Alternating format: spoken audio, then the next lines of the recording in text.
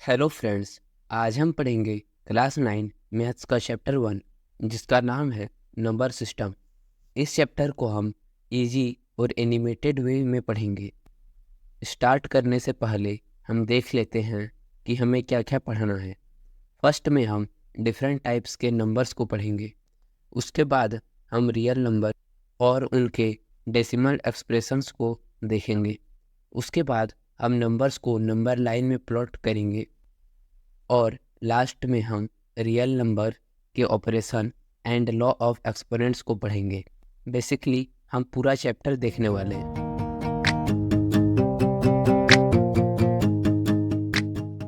क्या आपको पता है नेचुरल नंबर्स क्या होते हैं? नेचुरल नंबर्स वो होते हैं जिन्हें हम काउंटिंग के लिए यूज करते हैं, जैसे 1, 2, 3, 4, 5 एट्सेट्रा। अब हम समझते हैं कि होल नंबर्स क्या होते हैं।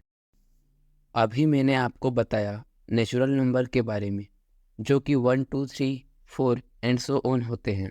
अगर उनमें जीरो को भी ऐड कर दिया जाए तो हमें जो एक सेट मिलेगा नंबर्स का, उन्हें हम होल नंबर कहते हैं। अब हम देखते हैं इंटीजर्स क्या होते हैं। इंटीजर्स कलेक्शन होते हैं सभी पॉजिटिव और नेगेटिव नंबर्स का, इंक्लूडिंग जीरो, यानी कि सभी नेगेटिव नंबर्स लाइक -1, -2, -3 एंड -4, और सभी पॉजिटिव नंबर +1, +2, +3, +7, +100 एट्सेट्रा, और जीरो को भी। अब हम देखते हैं कि रेशनल नंबर्स क्या होते हैं। Rational numbers are the numbers which can be written in the form of p by q, where p and q are integers and q is not equal to 0. Example 1/2, 4/3, 5, 29/7, 0, -5 etcetera.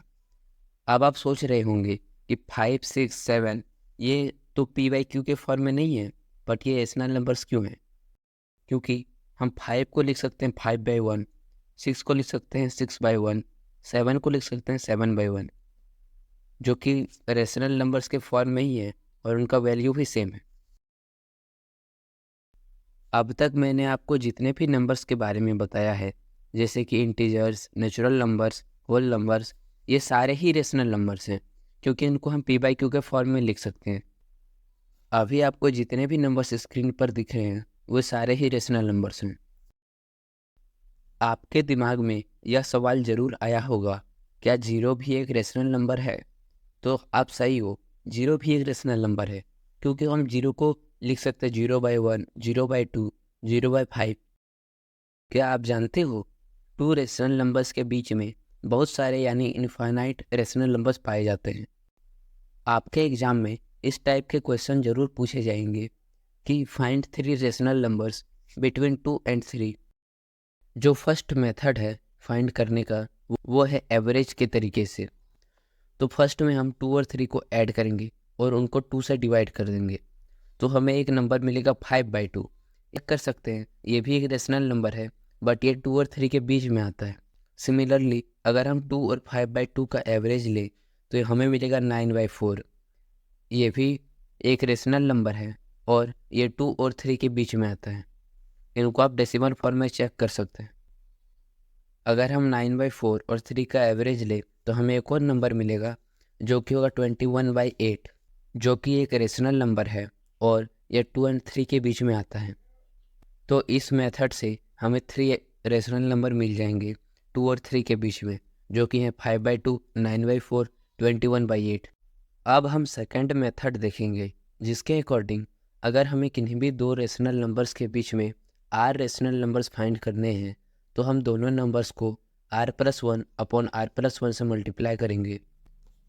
Example, अगर हमें 3 rational numbers find करने हैं 2 और 3 के बीच में, तो हम 2 और 3 को 3+1 अपॉन 3+1 यानी कि 4/4 से मल्टीप्लाई करेंगे, तो हमें दो नंबर मिलेंगे 8/4 एंड 12/4। अब हमें देखना है कि 8 और 12 के बीच में कौन कौन से नंबर आते हैं। 8 और 12 के बीच में 3 नंबर्स आते हैं, जो कि हैं 9, 10 और 11। अब हमें 9, 10 और 11 के डिनोमिनेटर में 4 लगाना है, जिससे कि 3 न्यू नंबर्स मिलेंगे, 9/4, 10/4 एंड 11/4। ये वही नंबर हैं जो हमें फाइंड करने थे। यानी कि 9/4, 10/4 एंड 11/4 का जो वैल्यू है वो 2 एंड 3 के बीच में है और वे रेशनल नंबर्स हैं।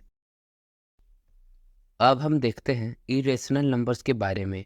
तो इरेशनल नंबर्स वो नंबर होते हैं जिन्हें हम p/q के फॉर्म में नहीं लिख सकते हैं, जैसे √2, √3, √7, पाई एट्सेट्रा।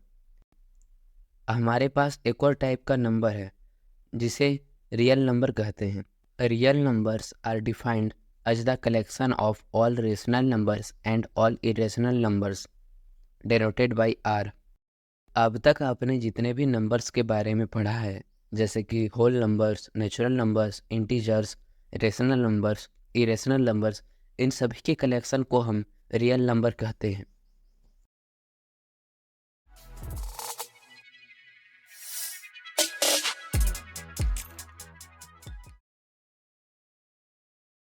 अब हम इरेशनल नंबर्स को नंबर लाइन पर रिप्रेजेंट करना सीखते हैं।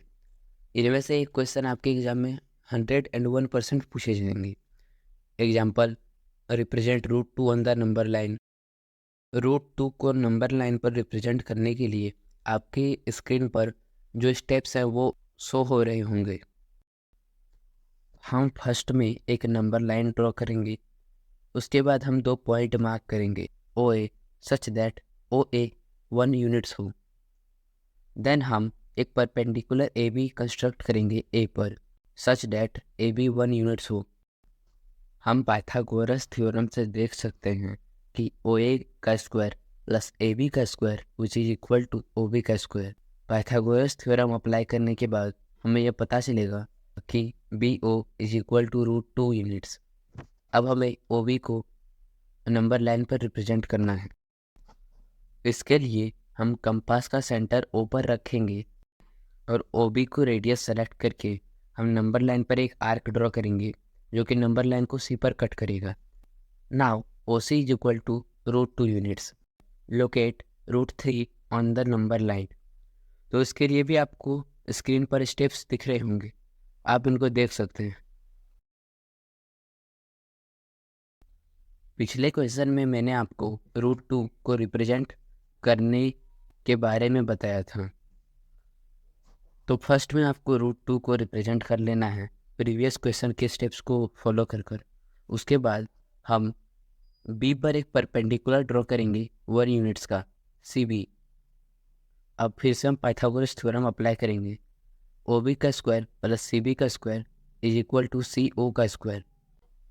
नाउ हमें CO मिल जाएगा जो कि √3 यूनिट्स है और हमें √3 को ही रिप्रेजेंट करना है। फिर से हम O पर सेंटर मार्क करेंगे और OC रेडियस लेकर एक आर्क ड्रॉ करेंगे जो कि नंबर लाइन को D पर कट करेगा। Now OD is the required value of √3 units. Friends, अब आप स्क्रीन पर शो हो रहे रेशनल नंबर के डेसिमल एक्सप्रेशन को देखिए।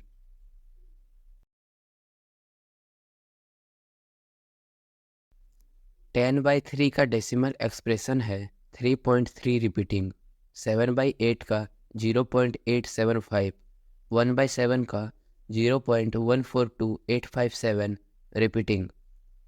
आपने ऑब्जर्व किया होगा कि रेशनल नंबर्स का डेसिमल एक्सप्रेशन या तो टर्मिनेट हो जाता है यानी रुक जाता है, या फिर रिपीट करते रहते हैं यानी नॉन टर्मिनेटिंग रिपीटिंग।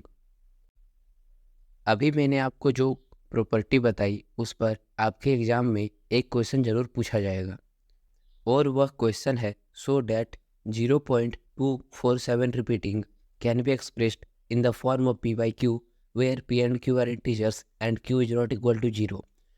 तो इसको सॉल्व करने के लिए आपको मान लेना है कि let x is equal to 0.247 bar, x is equal to 0.2474747 dot लिख सकते हैं।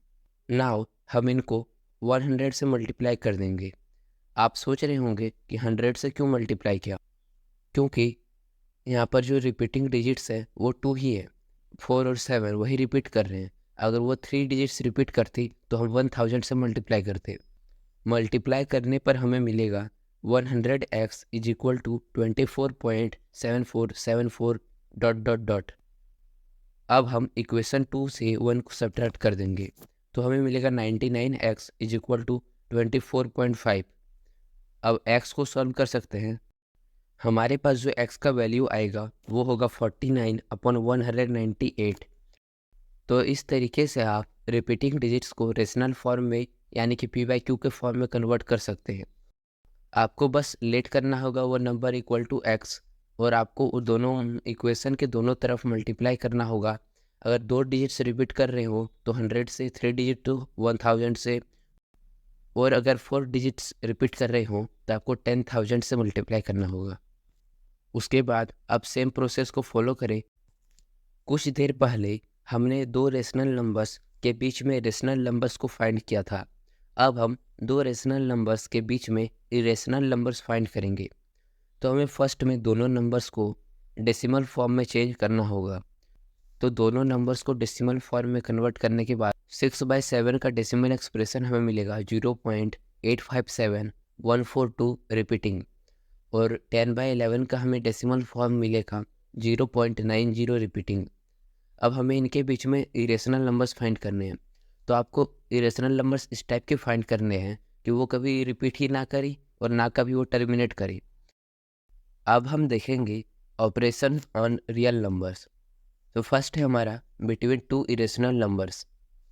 If we add, subtract, multiply और divide 2 irrational numbers then the result में बी रेशनल और एन इरेशनल नंबर। यानी कि अगर हम 2 इरेशनल नंबर्स को मल्टीप्लाई करें, ऐड करें, सब्ट्रैक्ट करें या डिवाइड करें तो हमें जो रिजल्ट मिलेगा वो या तो रेशनल भी हो सकता है या इरेशनल भी हो सकता है।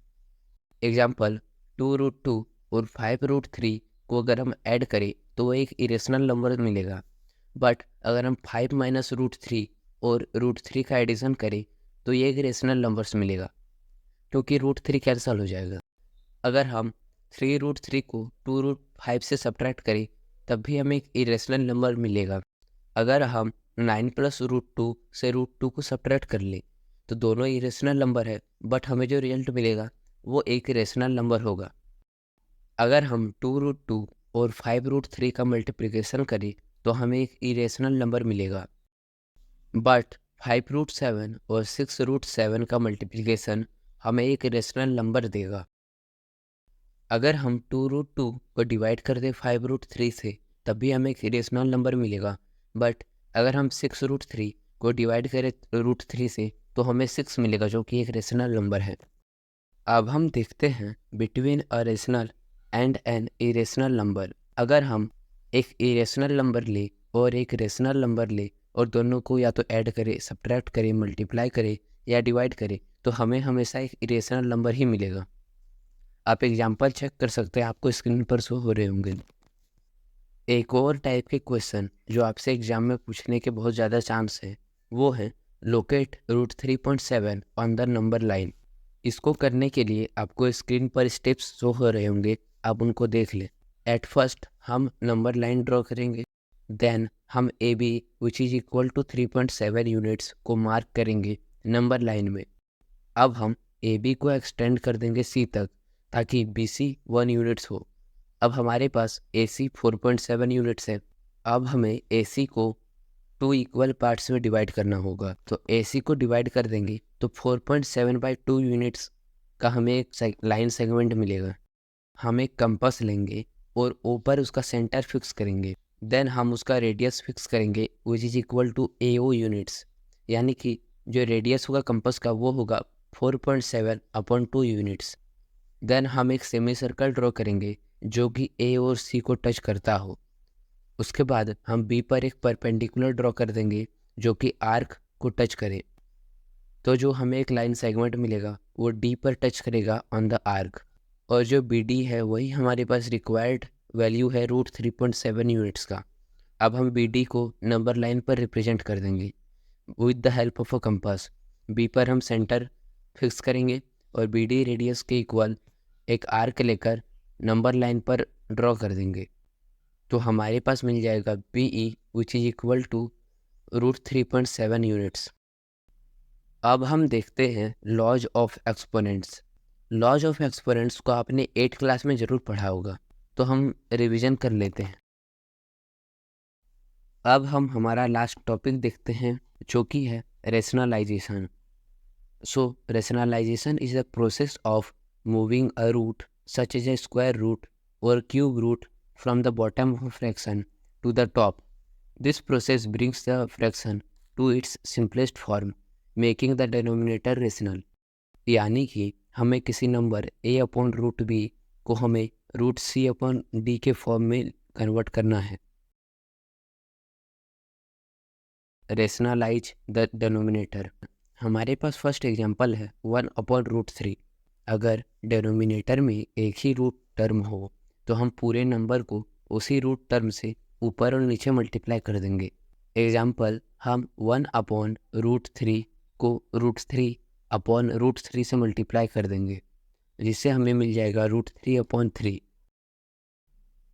अब हमारे पास जो सेकेंड टाइप है वो है जब डिनोमिनेटर में √a + √b हो या फिर √a - √b हो। हम डिनोमिनेटर को रेशनलाइज करने के लिए पूरे टर्म को √a - √b upon √a - √b या फिर √a + √b upon √a + √b से मल्टीप्लाई कर देंगे। क्योंकि आपने यह पढ़ा होगा a + b × a - b = a² - b²। अगर हम a की जगह पर √a को पुट करें और b की जगह पर √b को पुट करें तो हमें मिल जाएगा a - b, जो कि एक रेशनल नंबर होगा। इसलिए हम इस आइडेंटिटी का यूज करके डिनोमिनेटर को रेशनलाइज कर देंगे। हमारे पास जो एग्जांपल है वो है 1/√5 - √3। तो हम डिनोमिनेटर में देख सकते हैं कि यह √a - √b के फॉर्म में है, तो इसको हम √a + √b upon √a + √b से मल्टीप्लाई कर देंगे, यानी कि √5 + √3 अपॉन √5 + √3। तो हमारा जो नोमरेटर है वो बन जाएगा √5 + √3 और जो डिनोमिनेटर है वो हो जाएगा √5 का होल स्क्वायर माइनस √3 का होल स्क्वायर। जो हमारे पास फाइनल आंसर आएगा वो होगा √5 + √3/2। तो इसी क्वेश्चन के साथ हमारा पूरा चैप्टर फिनिश होता है।